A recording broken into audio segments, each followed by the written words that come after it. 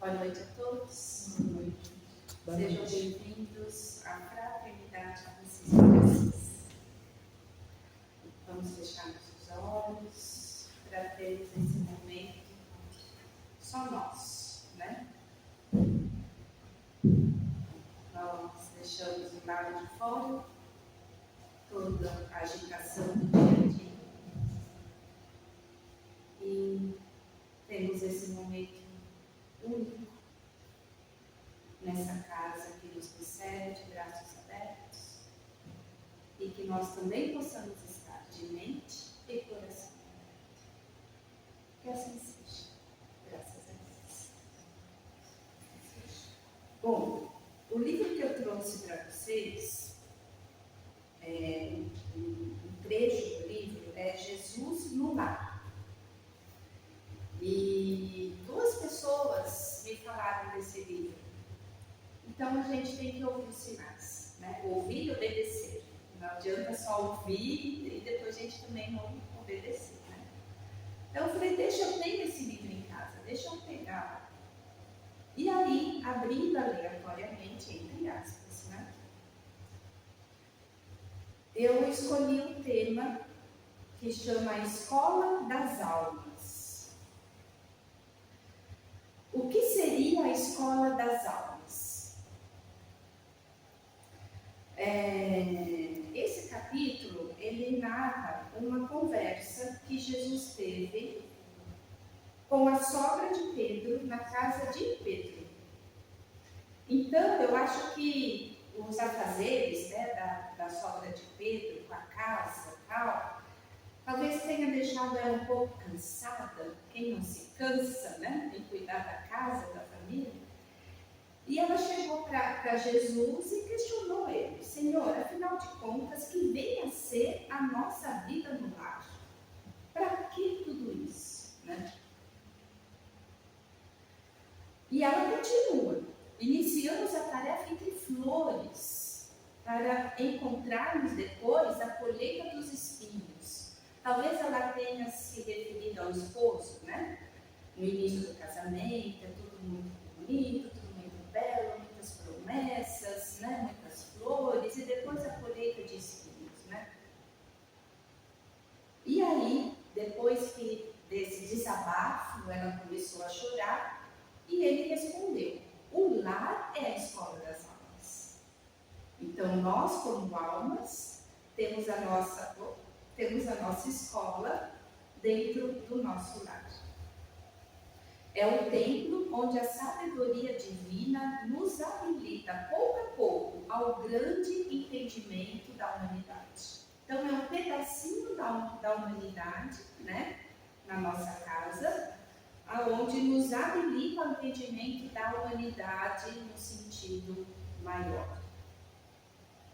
E aí ele vem com um ensinamento, uma analogia. Ele convida a sogra de Pedro a pensar: o que fazes inicialmente as lentilhas antes de servi-las à refeição? Aí ela, Senhor, naturalmente tem que levá-las ao fogo para que sejam cozidas e depois temperá-las, tornando-as agradáveis ao sabor. Olha que interessante, né? Não adianta só cozinhá-las, né? Tem que torná-las agradáveis ao sabor, tem que temperar. E Jesus faz outra pergunta: porventura, pretende servir pão cru à mesa? Não, de forma alguma, né? Tem que entregá-lo, antes de entregá-lo ao consumo caseiro, compete-lhe guardá-lo ao calor do forno. Sem essa medida, Jesus já estava ótima essa resposta para ele, nem deixou ela terminar. E ele disse: há também um banquete festivo na vida celestial, onde os nossos sentimentos devem servir à glória do Pai. O lar, na maioria das vezes, é o cadinho santo ou forno preparador. O que nos parece aflição ou sofrimento dentro dele, olha só, é recurso espiritual.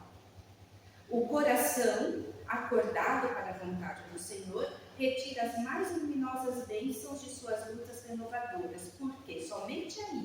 de encontro uns com os outros, examinando aspirações e tendências que não são nossas, observando defeitos alheios e suportando-os. Não adianta só a gente identificar o defeito do outro, temos que suportá-lo. Aprendemos a desfazer as próprias imperfeições. Nunca notou a rapidez da existência de um homem? A vida carnal é idêntica à flor da erva. Pela manhã emite o perfume, à noite desaparece. O lar é um curso ligeiro para a fraternidade que desfrutaremos na vida eterna. Sofrimentos e conflitos naturais em seu círculo são lições. Então é no lar que nós como lentilhas vamos ficar ali no forno para nos amolecermos, né? Mas aí a sogra de Pedro pensa nos que lutam, sofrem e não aprendem. Aquela lentilha dura que por mais tempo que fique na panela de pressão, se ainda morde e ela está dura, né? O que fazer com essas criaturas? Aí Cristo pergunta: o que fazes das lentilhas endurecidas? Atiro-as ao monturo, porque feririam a boca do descuidado e confiante. Então ela joga fora. Ocorre o mesmo, disse o mestre, com a alma rebelde, as sugestões edificantes no lar. A luta comum mantém a fervura benéfica. Todavia, quando chega a morte, a grande selecionadora do alimento espiritual para os celeiros de nosso Pai, os corações que não cederam ao calor santificante, mantendo-se na mesma dureza dentro da qual foram conduzidos ao forno bendito da carne, serão lançados fora, a fim de permanecerem por tempo indeterminado na condição de adubo entre os detritos da natureza. Na condição de adubo. Lembrando que a natureza é cíclica, né?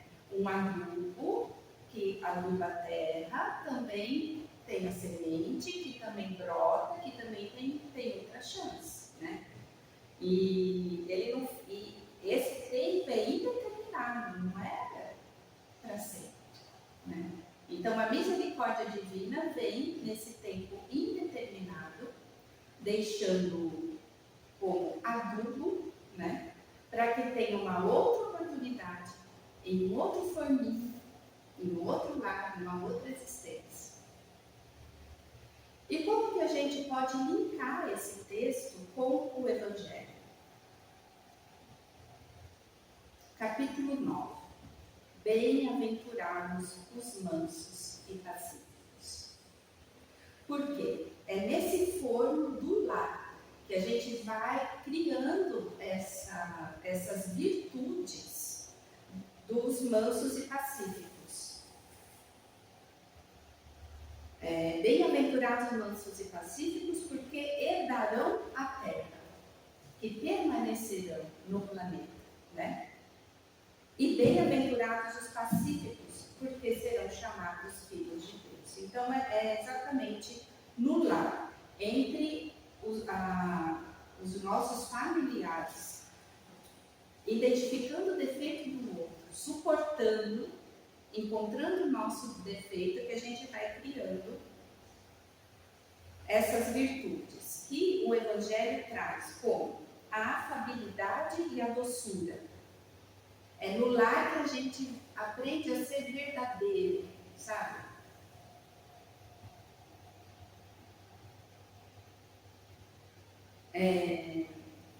Essa bondade se manifesta através da afabilidade e da doçura. Nem sempre se deve confiar nas aparências, né? Tem gente que tem cara de bonzinho, mas o pensamento e depois as ações não condiz com o seu rosto, com a sua fisionomia, com a sua expressão. Mas o sentimento vibra sempre. E aí tem vezes que a gente fala, nossa, não bate o santo, né? Mas é na família onde a gente aprende realmente a ser verdadeiro. Eu me lembro que minhas filhas eram pequenas, aí uma brigava com a outra, e eu falava, fala segredinho uma para outra, que era cochichar no ouvido e dizer, eu te amo, né? Depois, mais tarde, é que eu soube que elas me falavam, eu te amo. Então, essa verdade existe dentro da família.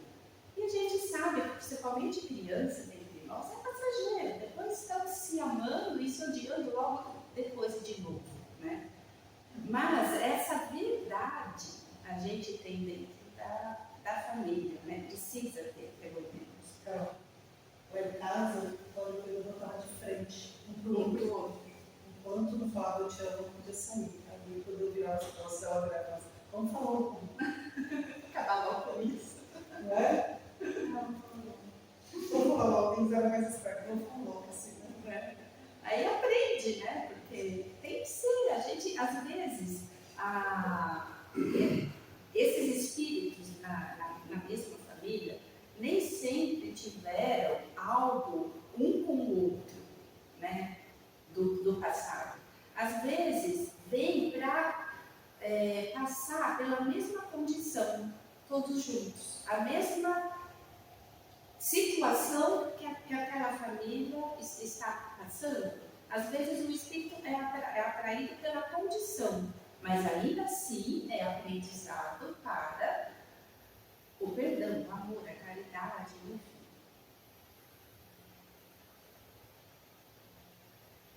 A afabilidade e a doçura, né? Outra virtude é a paciência. A paciência. A paciência, ele vai dizer que a paciência é uma caridade. E ser caridoso numa família é perdoar. Né? Não adianta, numa situação, ficar uma semana, um mês, vários meses, sem falar com o marido. Tem que resolver. Você está com ele ali, né, o dia todo, seja marido, seja esposa, seja irmão, né? Então, ele traz a paciência aí como uma caridade.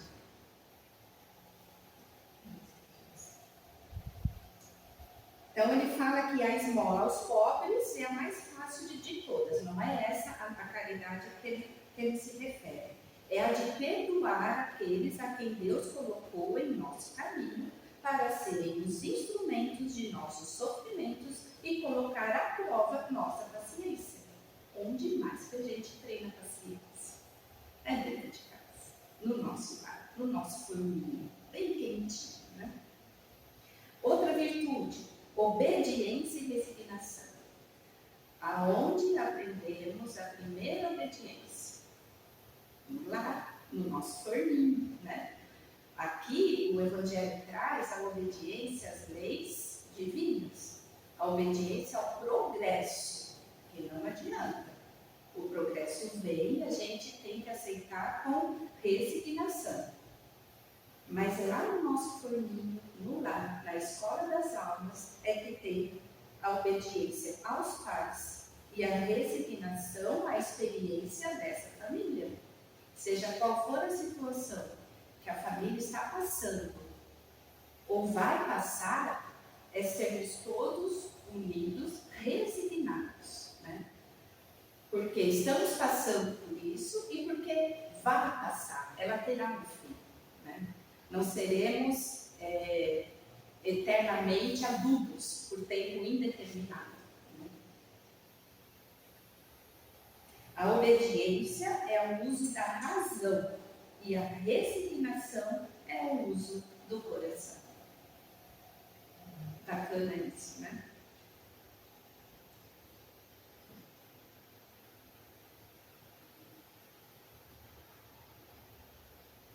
E ele chama de covarde a criatura que não é resignada. O covarde não é uma criatura resignada, assim como o orgulhoso e o egoísta não podem ser obedientes.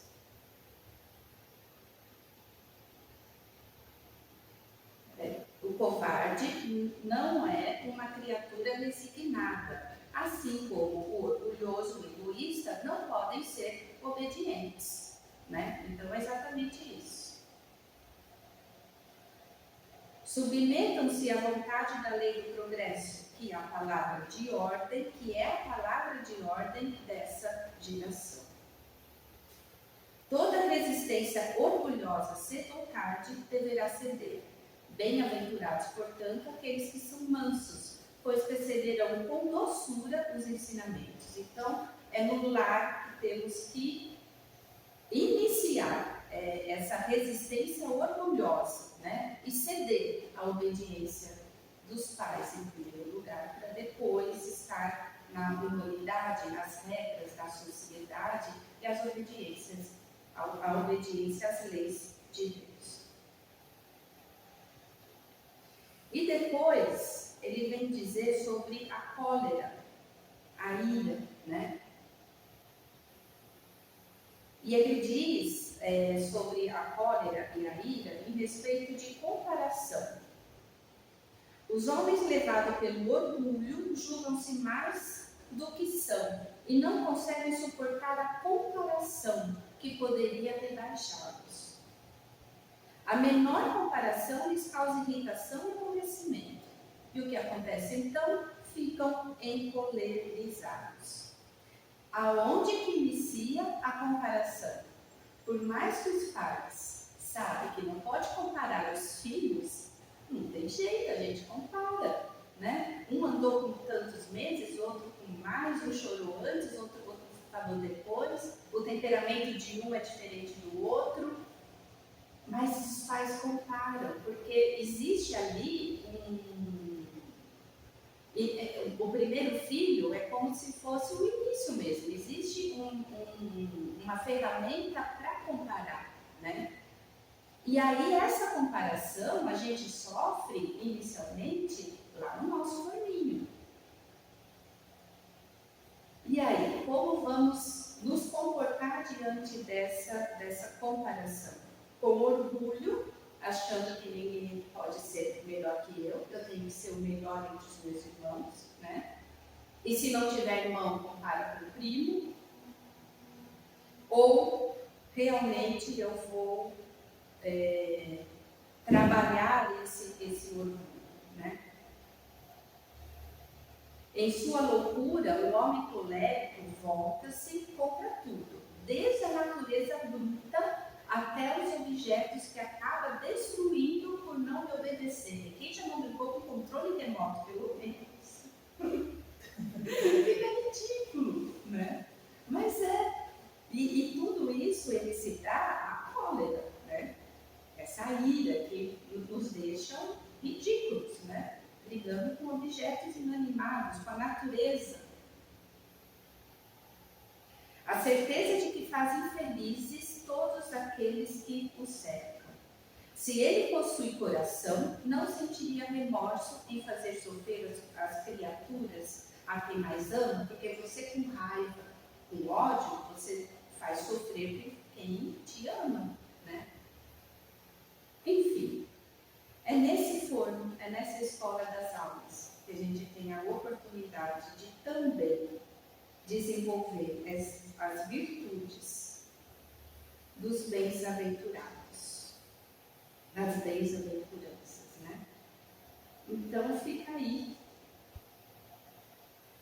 essa reflexão para a gente encarar o nosso lar como essa escola de almas, nos enxergar como as lentilhas, né? Quantas situações a gente não se deixa mais tempo no forno para amolecer. Quantas das situações da nossa casa, do nosso lar, a gente se coloca de fora. Ah, isso não é problema meu. Eu não tenho nada a ver com isso. Será que não é aí a oportunidade do forninho mais quente? Né? Para a gente poder realmente aproveitar essa oportunidade e amolecer. Então fica aí a reflexão dessa noite. Obrigada. Vamos encerrando, agradecendo ao Pai Maior por essa oportunidade, agradecendo aos nossos mentores espirituais que nos dirigiram até aqui e fortaleceram a nossa vontade, que possamos estender essa vibração para a nossa casa, para o nosso lar, para o nosso família, e que nosso mentor possa nos ajudar a identificar cada situação onde ali poderemos permanecer por mais tempo, nos dedicando com amor, com caridade, deixando a cólera de lado. Muitas vezes nos comparando com o Mestre Jesus, por que não? O que será que ele faria? E que a gente possa ter a vontade do Cristo, de amar, de ser caridoso, de perdoar. Que assim seja. Graças a Deus.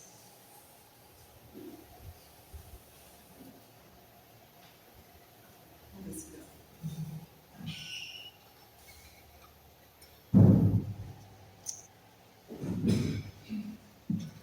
Espero que tenha dado tudo certo. O microfone estava ligado.